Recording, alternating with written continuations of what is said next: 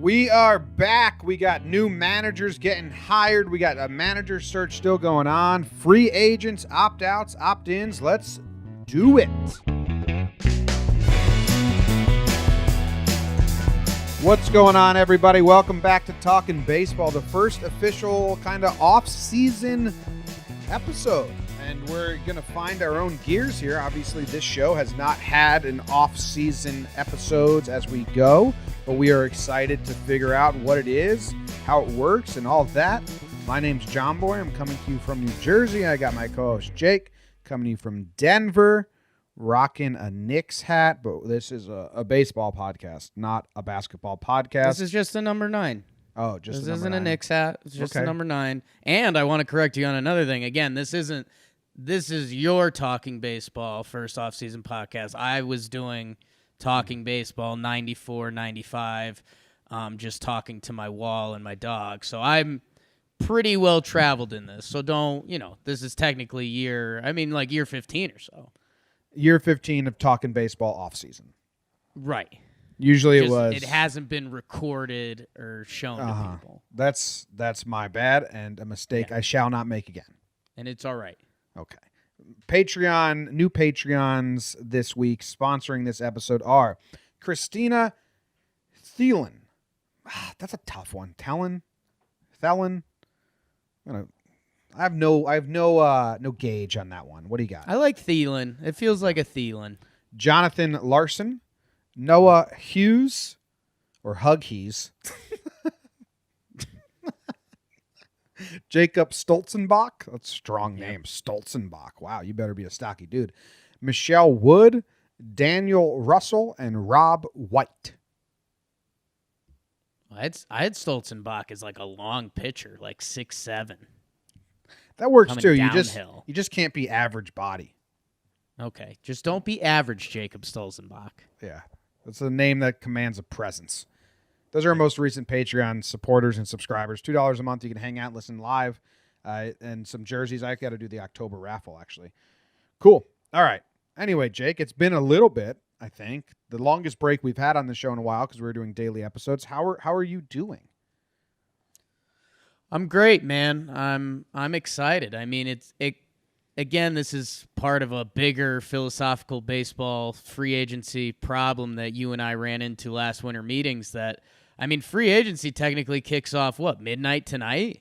Yeah, but nothing will happen. In the NBA world, that leads to like 48 hours of pure chaos, and it's awesome.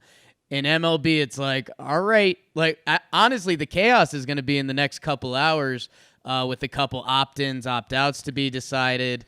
A couple, for the Yankees, I know we're kind of assuming that they're going to reach a contract with Brett Gardner before free agency starts, and other teams have situations like that. Cole Calhoun, we like putting those two in a bucket anyways. But it is exciting. It feels like the World Series just happened. The Nats just had their parade, but now it's like, all right, 2020. Free agency. It's a little bit of a bummer. It's not going to be like, I'm not going to know Garrett Cole's team in the next 24 hours, which in the NBA I would. But I'm excited, and I do like, as I joked about, I've always been a huge baseball fan, and I like this side of baseball a little bit more. The free agency, the coming together, the teams, or are you going to trust your minor league third baseman? Or are you going to go out and bring in a Todd Frazier? So I love that stuff, and there's a couple fun teams that I'm already locked into. So I'm good, man. I'm good. How are you? Nice. I'm doing well. I'm in the midst of a move. Yeah. Signed the lease a couple days ago. Today is Monday. I think Tuesday, Wednesday are 2 full move days, and then I'll be in New York City. Oh, wow. Okay. Like, it's happening quick. Yeah. My credit card is getting really tested. We got to furnish a whole apartment, 2 bedrooms and a living room. What couch did you get? We haven't bought a couch yet because all the couches at IKEA can go kill themselves. Yeah. The IKEA couch selection was rather putrid. If someone out there is part of a furniture company, they need a better middle tier of couches. It's either like shit or like expensive $5,000 couch. It's like, give me a good. Well, give me a Midler couch. There's also a big divide between looks nice and kitschy and new and modern in the living room versus comfortability. Very hard to get both. It's either like a basement couch or a living room couch, and I want a living room couch look with a basement couch sit. And it's like, do you want the comfortability of someone like Edwin Encarnacion as your DH, or would you rather try out the young guy in your farm? I think that's what you're trying to say. I was hoping you were going to make a great comparison, but then no, you started bad and then quit. Yeah, I bailed. Quick bail. Okay, so as we've been doing, do you have a burn for us? Oh, I could. No burn. What do you need burnt? No burn. Starling Marte, he's opting in. No. Yeah. All right. So we're going to start actually with the managers and that whole situation, because a lot of this happened while we were covering the World Series and we just kind of skipped it and said we'll get to this later on. There were how many openings, Jake? 1, 2, 3, 4, 5, 6, 7, 8 openings for manager. 6 of them have been filled.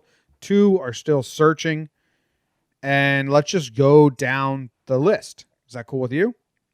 That's cool with me, Jim. Brad Ausmus gets fired from the Angels, and they bring in Joe Maddon. I like this. As soon as Joe Maddon left the Cubs, I tweeted the Angels should go get him right away. Trout needs a chance. Like Trout needs to be in a playoff race. I'm not saying this gets them in the playoffs, not in that division, but hopefully Maddon can help them get into the race. He is a good manager. He grinds my gears. I think he's the most exhausting man in baseball, and I think he exhausts places that he goes and then starts fresh. But I do think Maddon going into a new team, if they can put some talent, and he has now managed the Rays, who had not a lot of talent, but he got them to a World Series, and he did the most shifting and the most weird lineups and all this crazy shit to get the most out of his players when he was with the Rays. And then when he got traded to the Cubs and he had all this talent, he shifted the least amount in all of baseball. And they asked him, and he said, well, I have good players now. I don't need to do that stuff. So he's kind of equipped to manage 2 kinds of teams. I think he's a good manager still. Personally, I think he's exhausting. But I like this move for the Angels. Yeah, and so we were connecting the dots on this a little bit because it seemed a little bit A plus B. Trout, Maddon, L.A., Maddon's time running out in Chicago. He was with, if you don't know, he was with the Angels organization for 31 years. Before he went to the Rays, he was with the California/Anaheim/Los Angeles Angels, 1975 to 2005. So I'll tell you what, I'm going to be honest. I didn't know that. So there's a comfort level there. Just in the organization, he was Mike Scioscia's bench coach during some of their high times during the World Series in 2002. So yeah, when all the connect the dots came out on this, it made a lot of sense. And yeah, and you'd like to think that they're going to be spending in free agency a little bit. Obviously, the West Coast Cole rumors, we'll get into that. But yeah, if you're a baseball fan, you should be rooting for Mike Trout to get to October somehow.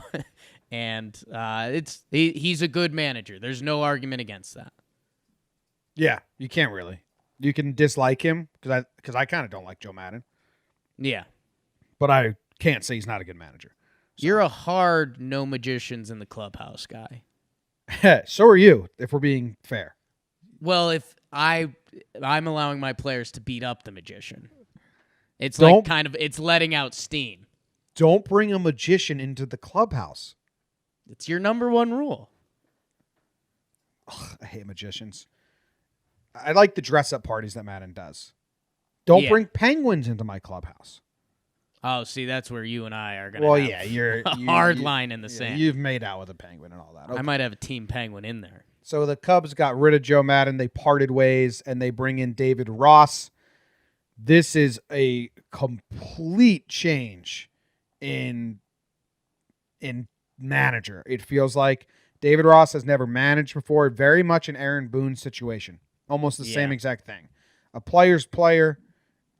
Everyone loves him. Goes into broadcasting. People love him.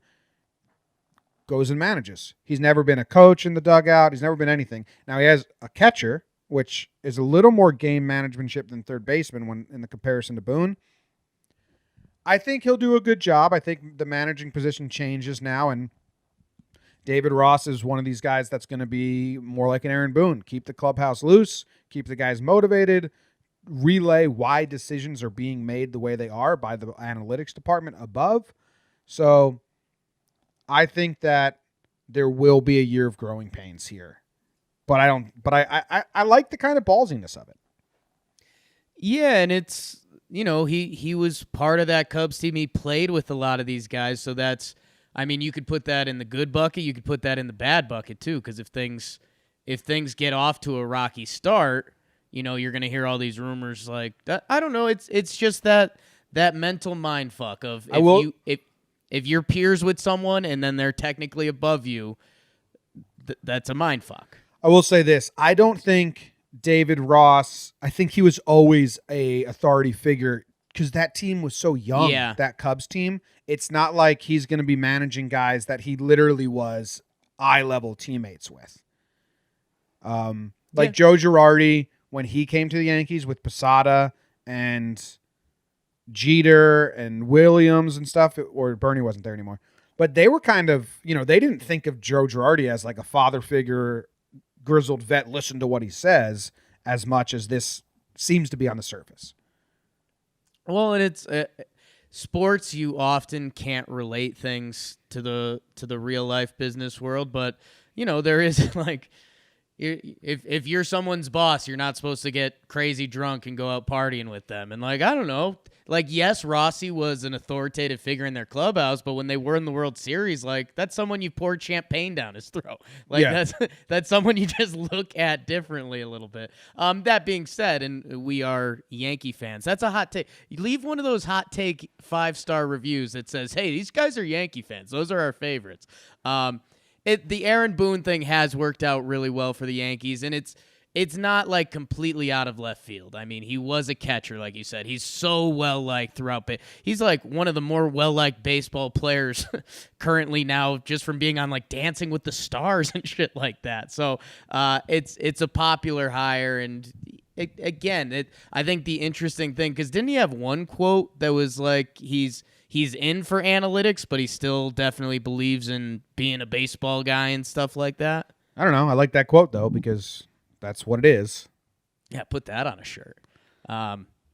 So, yeah, I don't know. It's going to be, and maybe this is the advice we could give to Cubs fans, is that, a lot of the shots nowadays, and this will probably be different than Joe Madden to a degree, a lot of the shots come from the GM and the analytics team. So there's only so much decision-making that truly happens, that a manager sometimes is a scapegoat, or Aaron Boone looks like a genius this year because half the roster gets hurt and a lot of those guys thrive. Yep. All right, well, we talked about Joe Girardi. He's going to Philadelphia, replacing Gabe Kapler, who was never a fit and kind of just... Didn't in Gabe Kapler's first game, he made like an illegal substitution in the bullpen that couldn't happen or something? He brought... whatever. I think it was like the first 2 weeks he made a couple ones, and it was like, oh, boy. Yeah, and then it never panned out. Like you were... Yeah. He was in over his head from the jump. Anyway, Joe Girardi gets the Phillies job. What's his deal? 3... I don't know. They don't have it here. I think it's a 3-year deal. I don't know. Joe Girardi's going to bring a determinedness. What's the word there? Determinism to this Philadelphia team. And I think he'll fit the city a little better than Gabe. A little more. Joe Girardi's kind of corny. And I saw him speak once, like live, and he's very, he can, I don't know if corny is the right word, but he can be a little too not gritty, but he's very gritty, like in his managerial play. Right. Like, I don't think he's going to be like chopping it up and fucking around with the guys, but like he will make sure every game matters. I think this is the interesting part with Joe Girardi.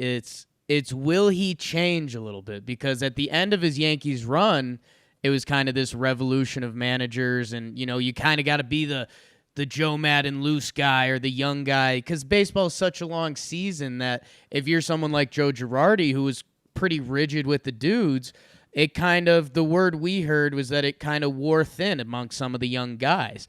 And when he went to the MLB Network, we saw more of Joe Girardi being his personality. Like, he has a good personality, but when he puts on the manager cap, he gets a little more militaristic. So it's going to be interesting to see if he just goes straight back to that, because that has been what's worked for him as a manager, or if he is a little looser around the edges, because I think the guys would love that. They've had some clubhouse, I don't know if they've actually had clubhouse issues, but there was the whole Santana and Arrieta fight. Arrieta threw Harper under the bus. Arrieta throws everyone under the bus. Yeah, it might be Arrieta. It might be Arrieta's the problem, who just opted into his contract, so he's still there. So we'll see how that gets handled, because I don't know. I just don't see Joe letting things get crazy in the clubhouse. Yeah, and their problem was over Fortnite. Like, they were playing too many video games. I can't see Joe Girardi Joe Girardi was so tight for a while that there was a big story that he took the team on a bowling trip, and that was him loosening up. If that's the loosening up, how's the Fortnite in the clubhouse going to work? So you think Girardi's not playing Fortnite? Okay, man. Yeah, and I think we have to say this because they are clearly different levels of players at this point. But we mentioned Mike Trout instantly when we hear Joe Madden. It's going to be Bryce Harper. Can he get the best out of Bryce Harper? I think what you and I think is that those personalities are going to actually line up pretty well. Like, they're both kind of intense, locked-in dudes. So that relationship seems to make sense there. So, I mean, that's good, and that's a guy that this team just invested so much money in. Just circling back on Jake Arrieta. It's funny. People like you more when you pitch better, so don't have a 4.64 ERA next year, and maybe some of your clubhouse stuff. I wish we were doing a talking baseball back when Arrieta was a free agent, because I remember just shouting from the rooftops, there's no way he's going to be good. Yeah. Nothing in his abilities said he was going to sustain that success for another 5 years. Yeah. God. Couple big years for the Cubbies. Cy Young winner. I know, but it was great. He was fantastic, but it was this ain't gonna last. Yeah, he was one of those pitchers that he was clearly starting to decline a little bit, but you still paid money for pitchers, and now Dallas Keuchel's like, what the fuck, man? Yeah. Wow, that's a great comparison. I wonder, look at their age and stats and all that. Yeah. Damn. All right. Jace Tingler replaces dude. I'll let you roll with Jace Tingler, because he's you've been on him for the past 5-10 years. It's the most unique hire. This dude has never been a manager or a coach in a dugout. He had some weird half-assed title. He was in the Rangers dugout for a little bit. He managed in winter ball and stuff like that, but he really has no coaching experience in the MLB level. But apparently, he speaks 2 languages, which is actually, I think, very important these days. Because especially the Padres, they have a lot of Latin young players, and everyone loves him. And it seems like this was their guy. They didn't do a round of interviews. They're like, no, we want Jace Tingler. It's a bold hire, and I reward them for their boldness. Yeah, and with the boldness, it could end really sour really quick too. But and I think the BS position, I forget the title of it, but I think if you're looking for a parallel from recent years, I believe Rocco Baldelli, before he got hired in Minnesota, he was in that same position. It was what's the title? It's something player organizer or something. I don't know. It's a very new age MLB position, but I think it normally goes to the well-liked guy that kind of knows analytics. It's kind of the guy that has been behind the scenes calling a lot of the shots, and now they're going to the forefront. So, yeah, knock him dead, Jace Tingler. Knock him dead. I mean, I'm rooting for him. it can easily be a situation where he fails. But if he does find success, then we might have a big shift in how managers get hired, because you have David Ross, Aaron Boone. That's the old school. Like, they're new school managers, but like, hey, hire baseball guys. They've been around baseball. Right. They know baseball. Now you got Schmidt, or am I saying that wrong? Cardinals manager. Oh, Schmidt? what's his name?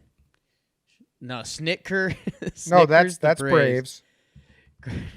I am having a brain fart. I always think of Dwight Schrute now. Schilt. Schilt, he never played in the majors. I don't even think he played in the minors. And he never managed in the majors at all. He never sat in an MLB dugout before getting hired. He went through like college pitching coach, college assistant, up the ranks of college, and then to MLB. And he put the Cardinals on a pretty nice run there to end the season. So if he works out, if Tingler works out, this whole thing might get a little revamped. Yeah, it's kind of the last time I'll reference business stuff, because I was pretty bad in that world. But it's just having a good leader. Like, kind of, it doesn't matter if Mike Schilt used to be that good at baseball. Can he get the 25 dudes on the Cardinals to play their best baseball? Because that's what we're trying to do. So Tingler's previous names of his positions were field coordinator and player development coordinator. You hate those titles. What are they? Yeah. Do other teams have these titles, or did you just say, hey, we want you around? What would you say you do here, Jace? Jace Tingler. Good for him. I hope it works for the Padres, because they're about to hit their window. And if he's the guy, it's kind of crazy, but that's cool. Well, it's so crazy, and we'll talk about this a little bit in our next segment, but how much of Jace Tingler is going to be decided like, oh, hey, the Padres opened up the bankroll. They signed Garrett Cole. I bet Jace Tingler would look a little better as a manager if he had Garrett Cole for 33 starts instead of whoever's going to be on the end of that rotation. Quantrill. Your guy. I'm going to go to the Mets. They just announced Carlos Beltran. Beltran, if you're surprised that he's a manager, there's been a lot of people that have been paying attention aren't surprised. He is highly respected in the MLB. When the Red Sox played the Yankees this season, Alex Cora and the Yankees beat the Red Sox in a couple series. Alex Cora said, you can tell Carlos Beltran's on their side now. Like, that's he's like the kind of the fucking baseball whisperer that travels around. He spent time with the Astros and their club when they won the World Series. He spent time in the Yankees front office when they just went on this run, and the craziness of this player development and new players. So he's gaining this knowledge. He interviewed for the Yankees position back in 2017, but he had no idea what an interview to be a manager even was. He just kind of got called in, but then he got experience that. So he gets this Mets job. He was a Met great for a little bit there. This one, I like this one for the Mets. Beltran seems set up for success. We'll see. I think he's bringing Terry Collins, to be his bench coach, so we can have that dude who knows the day-to-day of hey, you better schedule out your. That's the thing that I think gets overlooked is planning ahead. Terry Collins can say this is good, but you got to think about this series in June. We got to get to that, or we got to get to there, or who's your shortstop after, and just how much you have to think about how far to expand, how close. I don't know. I've never managed. These are things that a manager can help with. So I actually like that. Is that official that Collins is his bench coach? I'm not sure. I can saw Google that real quick. I saw that out there, and I thought that was smart. But I like that for the Mets. Good for them. Yeah, and we've seen that with a lot of these new managers. Is to have a guy who's done it before. Larry Rothschild was there with Booney. I wouldn't be surprised if David Ross has someone like that around the team. Yeah, I think Beltran's my favorite signing. And again, normally in a society where, as you mentioned, I am a Knicks fan, it's easy to do LOL Knicks, it's easy to do LOL Mets. They get Beltran, and how many times did you hear me say during this regular season, Jim, that if you're hiring, Why don't you hire someone from Houston's pitching department? You hire someone from the Yankees hitting department, put it together, and you're going to have a good team. That's kind of what Beltran's been doing. And I don't know. I don't want to underplay all the managerial stuff because I do believe in top-down run organizations. But Carlos Beltran is so well respected by the players. He's so well respected throughout baseball. And I mean, even if Carlos Beltran can unlock one or two guys on the Mets, I mean, that could take them to another level. So I love the hire. Yeah. And then the last hire of the 6 that have been finalized is Mike Matheny going to the Royals. And I break down all these hires, Jake, as, okay, you got an established dude in Joe Madden and Joe Girardi. Or, okay, you have a new rookie manager, but they're your guy. The Cubs seem to like David Ross from the jump. The Padres, I don't even know if they looked at anyone else. Jace Tingler was their guy. The Mets looked at a lot of hires, but Carlos Beltran has been rumored to become a manager and be, primed for that for a while. So you either have, okay, the young guy coming in for his first time, but you have faith in him, or an established great manager. The Royals go with Mike Matheny, who is as safe and vanilla and boring as a choice you can get. And I think the Royals are still a couple years away, and this might just be a placeholder. They can't think he's the dude. Yeah, a couple different things going here, and one thing that I'll set you up is basically like you were saying, you like the Jace Tingler hire because it's bold and maybe there's a chance it works out. Matheny's basically the opposite. Yeah. So that's kind of the scope you're looking for. It's not exciting. You're right. Like we would love if the Royals came in, they hired some hot shot, and they're like, hey, we're going to do this whole thing differently. It's going to take a couple years, but buckle up. We'd be like, all right, Royals, we'll see you there. Hopefully this is cool. They brought Matheny in as a special advisor last year. So the organization does like him. And, they did know that, well, they knew this could be Yost's last year. So I don't know. They do like Mike Matheny. It does seem a little vanilla, but he's he already has a year familiarity with the organization, a year familiarity with some of the players. So yeah, it's not exciting, but I don't know. It's what do the Royals have coming up the farm? I mean, do they believe that they like the way their whole organization is set up for the next couple years, that if they can get better the next 2 years, Mike Matheny's in a good place to give him a chance? I don't know, but yeah, not the sexiest of hires. His numbers from St. Louis look pretty okay, but the end of that run was pretty meh.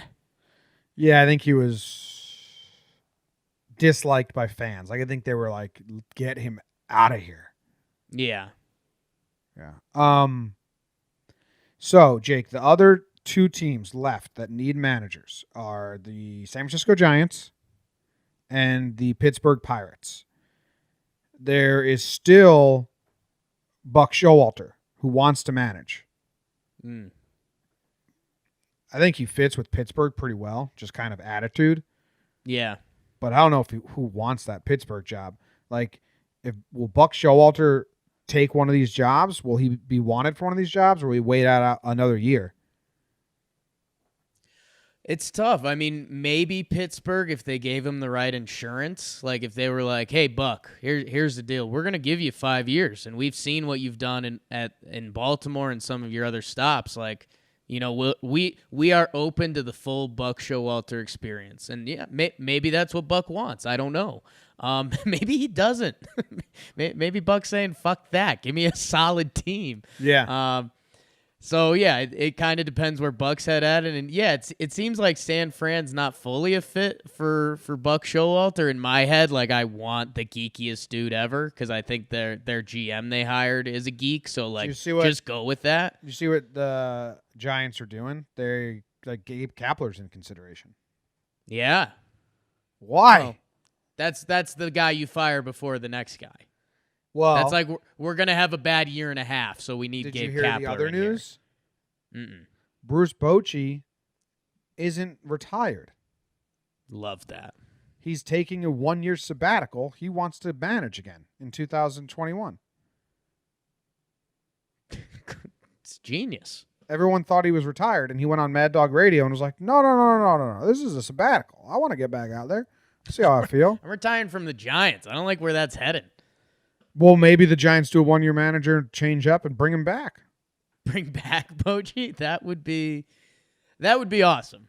I now have to root for that, unfortunately. But I think part of it was, too, they brought in, like, they did the whole analytics full revamp, but they were going to give Bochy one last year to be Bruce Bochy. So I think that dream might be fading away a little bit, but I still like it. Yeah. Crazy. I don't even know if there's any leads for these Pittsburgh or whatever. Twins bench coach Derek Shelton is interviewed for the job for the Pirates. Pirates job kind of sucks, man. Yeah. Besides a beautiful view and a nice ballpark, I don't know why you'd go there. Hey, man, those are two of my favorite things. I'm in. All right. Hire Jake. You got anything else on managers? I mean, obviously we'll update. There was a lot to go through right there since we missed it all. In the end, like I'm not here to hate on another team's choice until we don't know. We don't know how any of these guys will go. The only one that I'm going to give shit to is Mike Matheny. Seems like such a boring choice in a season, changing tides of either, new exciting guy or proven good manager. Madden, Girardi, Showalter are proven good managers. Yeah, I don't know. The only counter I'd have is that for some of these organizations like the Royals, who they're not going to have World Series aspirations next year, is sometimes you just need good organization and a guy who's done it before and a guy who's going to do the right thing. So like you said, like you thought there might be some growing pains with some of David Ross's stuff this year. Mike Matheny shouldn't have that. That's true. That's a good counter. He should be stable. He should be able to run through the motions, and then it's, can you get something else out of these guys? Yep. All right, we're going to take a quick break. Then we're going to come back and talk about the pitchers that are topping the free agent list. All right. Free agent season is coming. And as this rolls, and this will probably be the only episode where we kind of deep dive into the top free agents and our thoughts, and then hopefully it's more reactions to where they sign and news, and that's how the episodes will go forward. But if you're doing a baseball episode, you got to do this conversation. Jake, with Strasburg opting out, which is fucking nuts that he has $100 million guaranteed, $100 million guaranteed for 4 years, and he gets like 35 a year at the end of it, guaranteed. And he says, nah, I'm going to go get myself more. And it's the smartest move because he will easily get himself more money and more years. It's just wild to really think about it. Yeah, we don't get thrown in those positions a lot, but yeah, and I was blown away because the last year of that contract, when Strasburg was 34 years old, he was due to make $45 million that year. So in my head, I had mentally turned off the Strasburg switch, and I was like, oh, you don't turn down that ever. And then he goes out. He has an incredible season. I think he pitches the most innings. He obviously does his World Series and playoff heroics. He's like the perfect candidate, the former number one pick. It's not fluky or anything. So yeah, I mean he's probably gonna get the same AAV. Ooh, it's been a while since we've talked about annual value of contracts, but yeah, he's gonna get 2 or 3 more years. He's gonna get 6 or 7 at the value that he was gonna get for 4. And at this age, you have to go and do that. I think this is going to be Garrett Cole and Strasburg will be the Machado Harper. Where are they both Boris clients? I believe so. I could double check because that kind of actually changes things. Because then it's Boris bidding against Boris. Last year's Harper and Machado is Boris versus I forget who Machado's agent was, but they hate are each both other. Boris. So they're both Boris. So okay, that's gonna be fucking weird for Boris. Because one of these dudes is gonna set the market, the other's gonna get just under it, and it might take forever for this to wind out. I mean, Garrett Cole, this is his first time becoming a free agent. Same with Strasburg. They're gonna go listen to every pitch from every team that wants to pitch them. Go get yourself the free flights and the free meals and the dinners in a bunch of cities and get told how great you are and how much they want you and how much they love you. Go do it. Go take the tour. Like, I'm not going to blame anyone for not doing that. Sounds like a bunch of fun. Go get, priced out and pimped around and have some fun. They should both do that. And then it's Boris versus Boris. It's kind of weird. Boris versus Boris.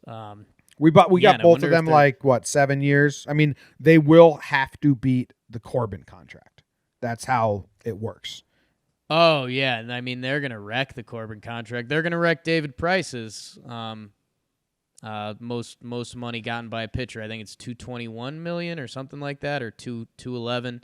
But yeah, I think both of these guys are gonna be north of that. They're in their primes, and they just did special things, both of them. Garrett Cole's last 2 seasons are about as good as they can get, and Steven Strasburg just won the World Series MVP with some of the best playoff stats you'll see. And there's Steven Strasburg has a little bit of the story. Like, we saw him, he's like, yeah, it was too tight. Then we hired these crazy Anibal Sanchez and Gerardo Parra started hugging me, and I was more relaxed. And it's like, okay, so you have to sign them with Strasburg. That's the catch. Yes, Baby Shark comes. Is this 2 years in a row? Is this 2 years in a row now that the World Series MVP becomes a free agent after the World Series? Steve Pearce last year? Pierce. Yeah. I'm trying to go back before that. I guess so. It was Springer before that, right? And he did not. Yeah, for Houston. So yeah. 2 years in a row. And I think Strasburg will get more than Pierce. Don't talk out of your butt. Hot takes. Early hot takes. Jake, I like this starting pitching spread for this year. Okay. I think you've got top dogs, right? You've got Garrett Cole and Strasburg, and those are the 2. Then I think you've got solid upper echelon, but not Garrett Cole or Strasburg. You've got some maybe 2 starters, but a solid 3 you could be happy about. I mean, you got Bumgarner and Ryu and Wheeler. Those 3, you'd be happy with them. The upside is there. The middle road is also there. But Wheeler has so much upside. Give that dude some pine tar, please. Yeah, and enjoy Houston, Zach. I've been dreading that. Been dreading that tweet for about 6 months now, but I mean, Zach Wheeler is a perfect fit for Houston. If Zach Wheeler goes to Houston, he will replicate Garrett Cole. Yeah. With Brett Strom, pitching coach over there, and their analytics department and whatever. Yes. He's got the same peripherals that Cole had before going to Houston. They're pretty similar. Yeah. So, and it's so funny, and obviously we're anticipating a lot here, but I mean, it's this whole circle that's going around in baseball, and we've seen it with Yankee fans where it's like, oh, the Yankees, they regret not trading for Garrett Cole a few years ago. And it's like, well, the Yankees probably wouldn't have made Garrett Cole as good as he has become now because Houston has a special sauce with their pitching right now. So using that formula, Zach Wheeler in Houston, it adds up. It adds up. Ryu, I think he's got to stay in the NL. Same with Bum. You and I are very much AL bias guys. There's a little AL bias. We're not too shy about that. I don't know about Ryu. I mean, he had an incredible year. Someone's got to get excited about Ryu. I have heard some Cubs rumors. I don't know. I mean, who was our guy a little while that came over from the Dodgers and hated baseball but was the Yankees ace for a couple years? Kuroda. Yeah, I don't know. I think what Ryu did last year, that plays anywhere. Yeah. All right. Then you have where is it? Where the hell is it? You got Dallas Keuchel. I don't know if he's going to have to wait as long this time. Someone might be like, No, okay. so he doesn't have the draft pick attached to him. So that's a story with a couple of guys this year, Grandal, when we get to the hitters. But yeah, Keuchel has no pick attached to him, so he can kind of get settled in with the team if he wants. Odorizzi, I mean, he's going to get picked up by someone as, a 3-4, maybe potentially a 2, but probably more of a 3-4 pitcher on the rotation if it's a team trying to win now. I don't know what his contract will look like, but Odorizzi will probably get some money. He had a good year, and I think his slider graded out pretty top-notch, so it seems like some team will definitely fall in love with that. Cole Hamels, he's an older guy that probably just wants to get signed. He might take a 2-year contract somewhere. He had a pretty good last 2 seasons with the Cubs, so he's up there. Tehran, Pineda, Gibson, Porcello, those are the kind of guys that you have to give a chunk of money to, but, to eat innings and be a pro pitcher, they'll get picked up. There's some interesting guys on here, Jake, like Gio Gonzalez, Ivan Nova, Homer Bailey, Brett Anderson. Are these guys going to get the Keuchel treatment? Is Matt Harvey going to get picked up? Like, he's going to get a AAA. He'll be invited to camp. I don't think you can guarantee him any money. Felix Hernandez. I think Felix will get invited somewhere, and there'll be a pitching coach that'll say, hey, maybe we can craft you a little bit. But I mean, his arm has been through a lot. He's 34 going on 44. No, I think what you were saying is that, like, okay, this when we go into the hitters later, there's a couple positions where it's like, oh, well, if you needed a guy there, you're kind of fucked. Yeah. Starting pitcher, if you need a 1, I mean, there's a couple legit 1s out there. There's a couple borderline 2s. There's some 3s. And then kind of the end of rotation guys that you and I are dipping our toe into right now. Pineda, Kyle Gibson, Wainwright's technically a free agent. Please go back to St. Louis. Tanner Rourke, Wade Miley, Brett Anderson. These are guys that if you sign them, like, I don't know, you can kind of pencil in 160 innings of okay baseball, which, hey, some teams, actually, no, not some teams. Every team needs that. Yeah. What about Homer Bailey?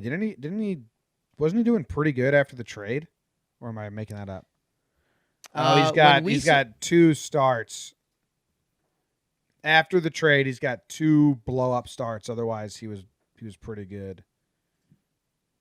Yeah, he's settled in. I mean, he had a 4.3 ERA, and like you mentioned, 2 of those were blowouts. But yeah, he kind of locked in Oakland. Yeah. His ERA is not going to look good because he's got a 2 innings pitched, 9 earned runs. But if you take it game by game, he was actually pretty good post trade.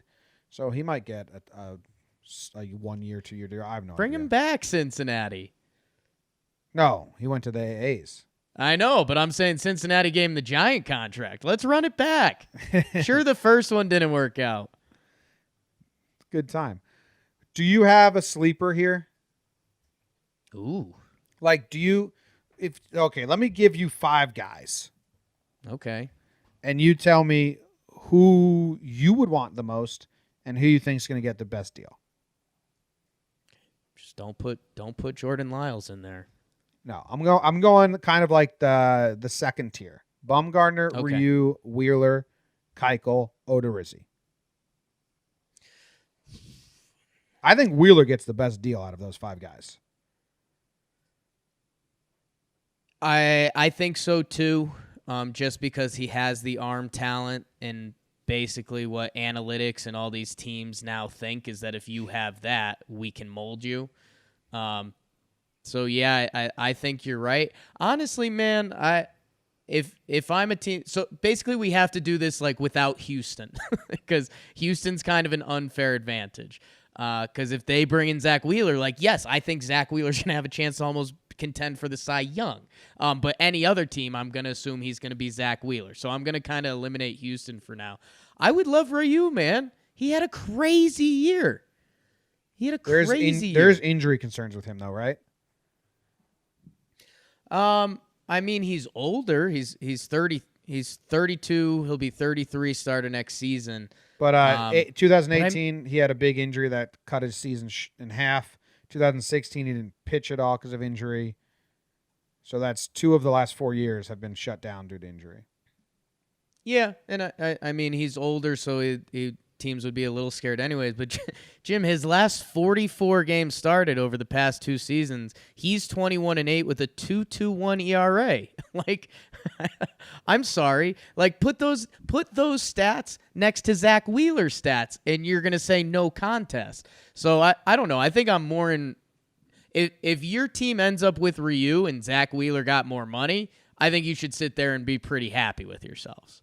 Yeah. All right. Okay, what about this second tier? Like the Bumgarner, Odorizzi. No, even lower. Oh. All right. Okay, here's random 5 at the bottom of this list. Ready? Oh boy. Drew Smiley, Ivan Nova, Michael Wacha, Homer Bailey. Who you want out of those 4? This is tough. I think you and me secretly like Ivan Nova. I liked what I saw from Homer Bailey. I mean, this is tough. That's such a crapshoot.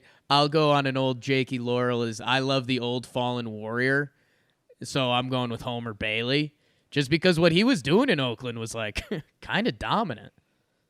Drew Pomerantz was a starting pitcher, went to relief for the Brewers. I think he's gonna get. Someone's gonna take him as that long man or relief guy. Like, hey, this guy. Oh yeah, Drew Palm is a reliever now. And then you got Colin McHugh, also same boat, kind of. Like, what's he gonna be picked up for and stuff like that. And why? The relief pool is pretty thin. The relief pool is really thin, and last year it was pretty good. There was 4 out there that were really nice. You got Will Smith, Will Harris, Dellin Betances, who's coming off injury, Daniel Hudson, who just closed out the World Series, but his track record doesn't say that he should get good money at all. Right. If I like him, but come on, he's not going to Fernando Rodney, technically a free agent. What Joe Smith? Is this just all the Astros relievers? Yes. Chris Martin, the guy who got hurt for the Braves but had been pitching really well. What reliever is going to get the most money? Is it Will Smith? Or is it Pomerantz? If Pomerantz is getting signed as a reliever, really? There's not a lot out here. It's very thin. Yeah. I don't know. I could see a team convincing themselves that Daniel Hudson figured something out, right? No. I mean, 2-year deal. Not a lot of money. I mean, look at what Zach Britton and Adam Ottavino got and David Robertson. No one's getting that here. Yeah, that's sorry for our if you're a team out there that bullpen is the red flag, it's slim pickings. Yeah. My bullpen is also the easiest to fix in your farm system. Sometimes. Because any starter, you can be like, go give us some innings. Right. All right, another quick break, then we'll come back and do the offensive free agents. All right, Jake. Another national is the most coveted offensive free agent. Strasburg opts out, but Rendon, man, he is going to set the market, I think, here as an offensive player or field player, whatever you want to talk about him. He's the guy, right? He's the leader of this free agency class. Easily, and we are waiting to hear, because the only hitter that could give Rendon a conversation will be JD Martinez. We're going to know in the next couple hours if he's opting in or opting out. But he's a pure DH at this point. I mean, Rendon plays a quality third base. He has to opt out, right? We'll see. It's kind of an interesting situation because there was this stigma that free agents don't get paid anymore, even though last year's guys actually did get paid decently. He's only a DH. So, I mean, JD Martinez the NL teams are out. So it's how many AL teams need a DH.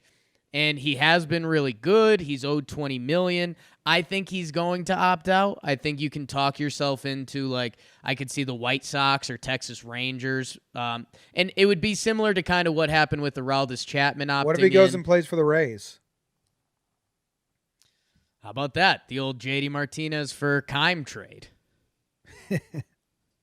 Yeah. So I think he's going to, and this is one of those weird things, and I think it's funny that we haven't brought it up to this point, but it's so funny that there are family factors and things that tie into these decisions there's a lot going on for these guys. Like you have to decide where you're going to live and stuff.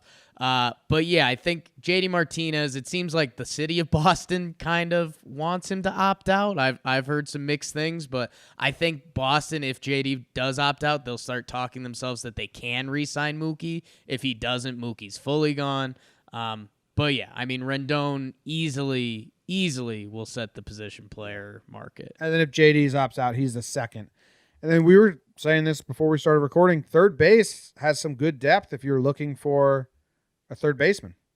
You got Josh Donaldson, who went off, the bringer of rain. You got Todd Frazier, who had a decent year and is respected, highly regarded, also my best friend. So right, shut up about it. There were some others I saw that I'm blanking on remembering right now. Pablo Sandoval, Mike Moustakas. Ask Krabs. He could play a little third if he needs to. Ask Krabs is out there. I mean, Rendon's the special guy. If you sign Donaldson, I mean, you're going to fully be bought into that and the potential of him having a pretty special year. And then, like someone like Moustakas, he's an impactful guy. Todd Frazier, Asdrubal Cabrera, if those guys come into town, you feel comfortable with your third base position. It's not a question mark. So the third base has some decent options out there in free agency. Yeah. Do you know what his someone in the chat just asked? What's JD's opt-in? Do you know the numbers there? I want to say it's 20. It's 20 mil per year. He has another option next year, and I forget if that's the final two. If that would be 2 years or 3 years. But it seems like JD Martinez would at least be able to get the same money and an extra year or so, because he is 32 now. Let me see if I can get his contract up. So yeah, if he opts in, it's 23 mil, and then 2021 is 20 mil, 2020 is 20 mil. So third base, there's a good amount of options. Shortstop, do you want Didi Gregorius? Because that's your option. Yeah. Hey, Jose Iglesias. He'll tell you he hit in the 280s last year. But yeah, shortstop is pretty empty. And you and I have circled around the Didi Gregorius conversation a couple times. I just don't know. A team is going to talk themselves into Didi Gregorius because, A, he's the only guy, and his hitting numbers are pretty impressive, all things considered. Yeah. Yeah. And then, I mean, you got like Brock Holt utility. But really, shortstop's very thin. Yeah, it's like there's not even anyone that you're like, well, if he does this, it's like no. Wilmer Flores. No. Good shortstops don't hit free agency. That's why I got into it with Yankees Twitter a little bit because I said if Didi Gregorius comes back and plays like the Didi Gregorius we've seen the past 2 years, he was going to get huge paid. He didn't. His OPS was down 100 points. He had Tommy John surgery, so he's a full-on wild card this free agency. And there's some trades that can happen as well, but we're just doing free agency right now. You also got Echeverria and Flores, but you're not going to get these guys to be your everyday shortstop. No. If you go in free agency, it's Didi and Iglesias, but really Didi. First baseman, Jake, Mitch Moreland, Ryan Zimmerman, Matt Adams, Jose Abreu, Edwin Encarnacion, Justin Smoke, Eric Thames. For me, Jose Abreu is not being talked about enough. He's 33. He's not great at first base anymore. I don't think he ever was, but body started going in. So you have to plan on him being mostly a DH with a little bit of first base. He led the AL in runs batted in this year on kind of a sad no, it was a fun White Sox team, but it was a White Sox team that wasn't heading anywhere. I don't know. He seems like a guy, if he's on the right ball team and gets a little spark, like he can still hit. He had 33 home runs, 123 RBIs. It's one of the more solid hitters you can get. What team needs someone like that? That's the team that I just keep Because in the circling- AL, you have so many teams not even trying still. Right. So you have to find a team that's trying to win in the next 2 years and needs a first base DH. And who is that?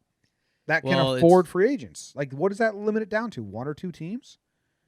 White Sox, Red Sox, the team that keeps popping up for me that's really interesting, that I think they're going to make a big splash, or if they don't, someone like Jose Abreu would be a good consolation surprise. It's the Texas Rangers. Yeah, They've got a new stadium.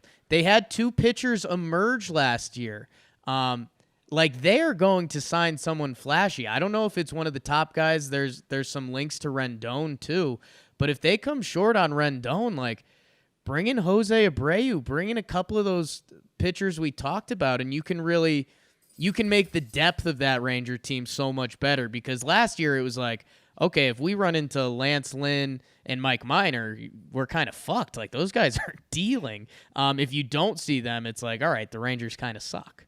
You'd rather have Jose Abreu than Edwin Encarnacion doing the same kind of thing, right?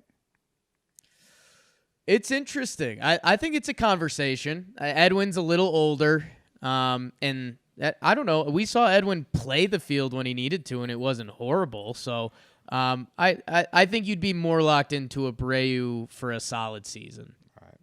Second baseman, there's a good amount of options here. You got Jonathan Scope, Scooter Gennett, Dozier, who might be hung over still, Kipnis, Zobrist. That's kind of an interesting one.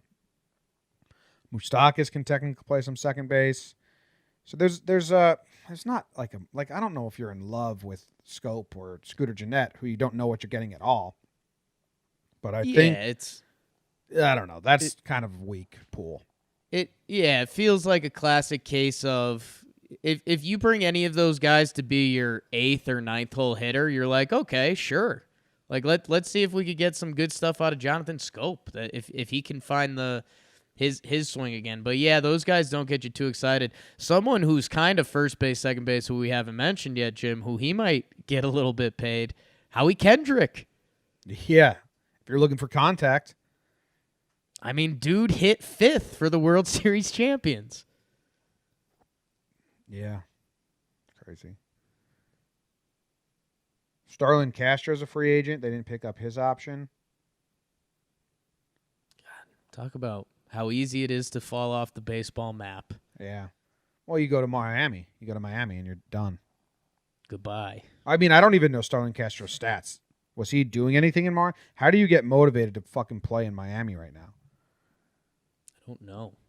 2 full seasons. Dude, he played 162 games last year. That's Oh, awesome. my. Good That's for awesome. you, Starlin. Awesome, but come on. Pretty average numbers, like pedestrian numbers, not great. Only 22 home runs, which is his career high by 1. Yeah, set his career high in RBIs, 86. Starlin went out there and swung it last year, babe. Damn. All right, the other infield position is catcher. There's a good amount here. If you want a backup Starlin slash, played 162. that's crazy. Oh my God! Is he the That's only player to brutal. play 162? I don't know. Hold on. 2019 games played MLB leaders. I mean, it used to be a lot of guys. Jeter, Cano would do it all the time. Games played. No. Okay. So Simeon also played 162. Soler played 162. Villar on Baltimore. Fuck. And Merrifield. Damn, man. Those are some. Besides Simeon on Oakland, that's Miami, Kansas City, and Baltimore fielding guys up 162. Run it out there. How the fuck aren't you going to give those guys a day off? I hope they were asked and they said, nah, I'll play. Because, I mean, Yeah, if you're playing every day on the Orioles and you're not given like, dude, can I get a breather? This clearly doesn't matter, and it sucks. Just give me one day, coach. It's one of my favorite speeches I've stumbled into this year, but we forget, like, these dudes love baseball. Like Starlin Castro would not have played 162 games for the Marlins if he didn't fucking love the game of baseball. It's crazy. Damn. Catchers, you got Chirinos, Castro, Gomes, Flowers, Wieters, Lucroy, Austin Romine, Francisco Cervelli, Martin Maldonado, Russell Martin, Wellington Castillo. There's a lot, Jake. Well, yeah, there's a lot of guys that are fillers, and you're comfortable with them at spring training. Grandal's a guy who can change your lineup, man. He's the only one that's like going to be coveted. The rest, you're getting them as a platoon catcher. I don't think you're going to get any of those other guys and be like, he's our number one. Maybe Chirinos, give him a shot. Maybe Jason Castro, but the rest are kind of, you have a platoon situation or a spring training battle or something like that. Or they're your backup. Yeah, they're a guy that a lot of these guys would be, if you had both of them on your team, you'd be like, oh, we like to think we've got a solid 1A and 1B. Like that would be the kind of BS you hear. But yeah, a couple, if your team needs a catcher, you should be pretty happy with this. This will kind of be an interesting group to see how the dominoes fall in free agency, because I don't know. I mean, our team's going to really be fighting each other between some of these guys? Or are they going to be saying, oh, well, if we wait it out, maybe we could sign one of them for $2 million instead of $4 million? I have no idea. Right? I have no idea how it plays out. I think it's going to take a while for some of those guys to get looks. We'll see. All right. Outfield. And then we'll wrap this up. It's kind of a weird, long-winded episode, so I hope that we didn't lose you at any point. Outfield, Jake. You got Hunter Pence. JD Martinez is obviously number one. Number two is kind of Ozuna. Marcel's going to be looked at pretty nicely. I like Marcel. He has a violent bat. He can play the corner. A couple teams are going to talk themselves into Marcel. Then you got where is it? Puig. Yeah. And Brett Gardner's up there. Alex Gordon, Gold Glove winner, is up there. Nicholas Castellanos gets traded off the Tigers and goes off for the Cubs. Be cool if he can find himself on a contender and have some fun. I think he'll get a good look. And then some other big names here are, let's see, that new guy from Japan, Yashitomo Tutsugo. No idea how you say it. Need him. Another guy from Japan, Shogo Akiyama, or is that? I'm blanking. Avisail Garcia, he'll get some looks. Corey Dickerson, contact guy. Arzuna is the exciting one. Brett Gardner, I think the Yankees will try to lock up. Puig, you're bringing a lot. You're taking a lot on if you get Puig. Where do you want Puig? Where do you want Puig to land? Ooh, that's a fun game. How about this is literally, this is me not thinking at all, but I like him in the Padres, right? Like just getting some excitement going in San Diego, just having him being kind of the crazy guy that gets them going on a day-to-day basis. I don't even think it's a fit, but that's where my mind went. Where would you want to see Puig? I just need him in bright lights. He didn't belong in Cincinnati. Okay. Damn. Sorry, Cincy. No, don't go to the Brewers. Okay. Wow. Don't go to the Diamondbacks. Don't go to the Rockies. Don't go to the Marlins. Ooh, how about the Angels? Put him next to Trout. Boom, done. Calhoun leaves. Puig comes in. Puig and Madden. Yeah, I think we're still looking for the Calhoun option news. I bet if this was Talking Angels, they'll probably say they're working on a contract right now. But I mean Puig in that lineup being a threat, sure. Madden doing weird stuff. Puig trying to play off of it gets a little weird at points. Yeah, I'm all for it. Give it to me. Okay, cool. Like it. All right. I think that kind of ends this episode. Jake, do you have any big takeaways after going through all this and looking at all these names? Me, this was too much. I'm ready to react to news instead of this is a lot of guys. It's a lot of guys, a lot of free agents, a lot to talk about. No, I mean I love it because you could just go down so many different avenues. I mean if this was Talking Red Sox, you'd say, okay, JD's going to opt out. We'll bring in Castellanos for a similar price. We make him our our DH. The wheels start turning, and if you're every fan base, you see 2 or 3 guys on here that you're like, hey, I think if we bring in Asdrubal Cabrera and he hits like he did on the Nats, he could be a pretty good 2-hole hitter for us. And then, 4 months from now, we're like, hey, Cabrera looks terrible.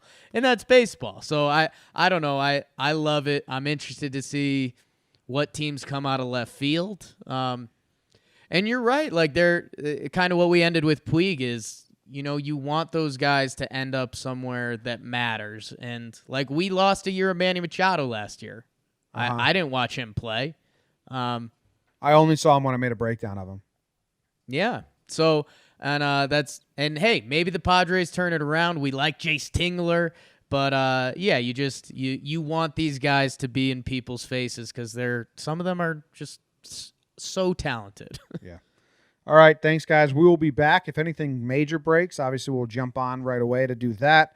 Otherwise, we are still kind of figuring out the format here as we go through the offseason. But thanks for hanging out with us. If you have suggestions, send them in. Follow us on Twitter. Leave a review. 5 stars only. Appreciate you. See you later. Enjoy your week. I will be spending 2 days moving to New York City. Going to be not fun. Although I'm very excited. See you later. Jake sucks.